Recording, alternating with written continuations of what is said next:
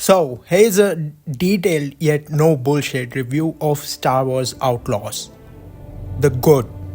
First, it's just surprisingly really great Star Wars, and it's faithful and respectful to the world and lore, and just absolutely makes you feel like you're in that world during the time after the Empire Strikes Back.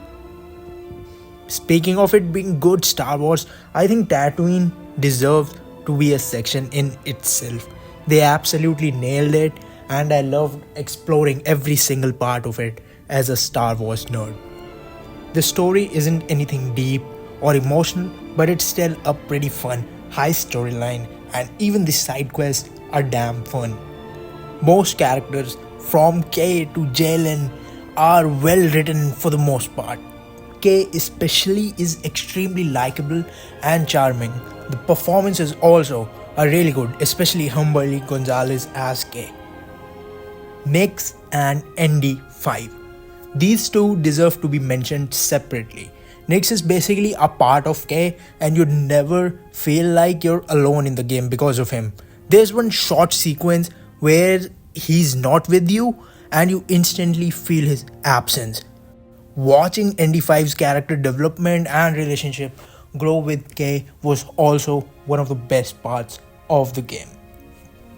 Traversal. Like the story, it's not very deep, but it's quick and it's fun. Now, this is something that I think is actually pretty unique and creative, at least from my knowledge.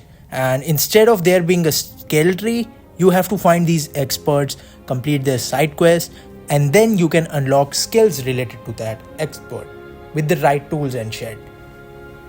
I was actually surprised when I saw that the open world wasn't the usual checklist marker collectathon world like most Ubisoft games for the past few years. You instead read data pads or talk to NPCs to find intel, and then you have to follow those intels, which lead you to side quests or treasures.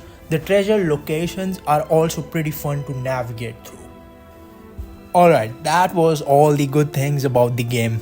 The rest is a lot of balls for the most part, and it's not good when the most part remaining is the most focal point of a video game, the gameplay. So, with that, we come to the bad. First up, we have blaster combat. Now, it's not totally ass, but it's very shallow and it's get repetitive very quickly. There's not a lot of variety to it. This was such a missed opportunity. This could have been such a great feature, but there's just no major consequences to siding with one syndicate over the other. Very disappointing. I know Kay uses her hairpin to open locks, but we at least could have got different hairstyles like in Jedi Survivor. The antagonist doesn't feel like a threat at all. Wanted system. Very negligible. It's just there and it doesn't feel like you're actually wanted or anything. It just is there. There's like no depth to it. You can remove the wanted feature and the game would not change it at all. Okay, now it's time for the awful part. The 5 things I just mentioned were not the worst things about the game. These next few are. And I really hope Ubisoft doesn't sue me for this. So yeah, with that, we start with the ugly of Star Wars Outlaws. Stealth. Absolutely terrible. They could have at least given K brass knuckles or something to make it seem somewhat realistic.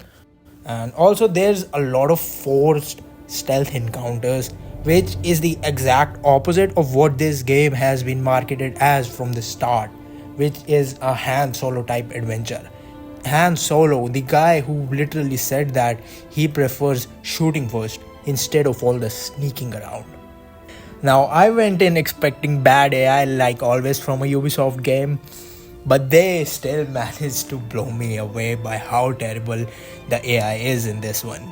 It's probably the single worst AI I have ever seen in a video game ever.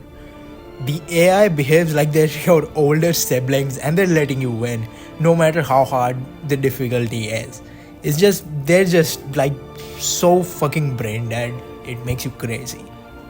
Now, saves. Not being able to save properly in an open world game is such dog shit design.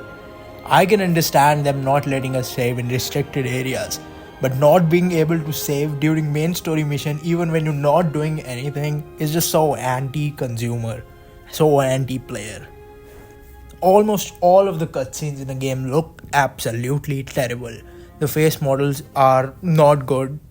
God, how could Ubisoft ruin the face capture 4K so bad? And it's not just the facial animations, the body language and the movement of the characters in the cutscenes is so bad. It made me laugh most of the times, no matter how deep or emotional the scene that was happening was. So yeah, there's just the animations in the cutscenes, and the cutscenes overall are just generally really terrible looking. It looks like a PS3 game because of the cutscenes at some point. The price. It's way overpriced for its worth. Nothing much to say there. So yeah, overall I would say that Star Wars Outlaws could give you some enjoyment if you look past all these major issues I mentioned. It's not easy to do that as if you're looking for good gameplay, and it's good Star Wars, but it's not a good game for the most part. So I wouldn't recommend Star Wars Outlaws unless it's dirt cheap on sale, and then too only when you're a Star Wars mega fan.